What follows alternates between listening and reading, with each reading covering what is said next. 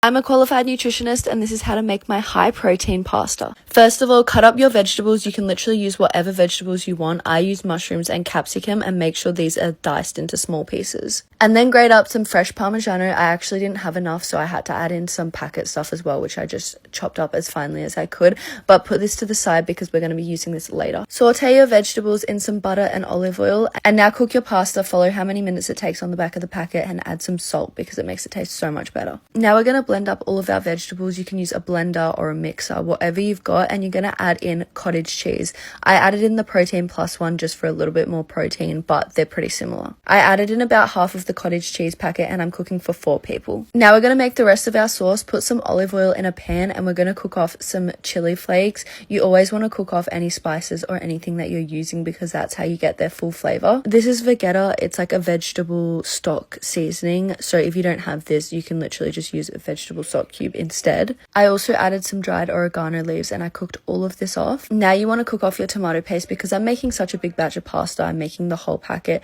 I added quite a lot of tomato paste, but if you're just making this for 1 or 2 people, definitely don't add as much. And that's the same with the vodka. You don't have to add as much or you don't have to add any at all if you don't like to add alcohol. I just think that wines and vodka really elevates a pasta dish. Make sure you cook off the vodka before you add in our vegetable cottage cheese mix that we did before, but mix all of this through and then you want to add your Parmigiano. Now it's done, we want to plate this up, so put it into however many plates you're using and then add some fresh Parmigiano on top as well. I also love to add greens to my pasta, so I put rocket on top, or if you're American, arugula. And then I crack some black pepper on top. I find this dish doesn't need salt because there's just enough already in the dish, but if you try this, please tag me because I really want to see what you guys think. Bye!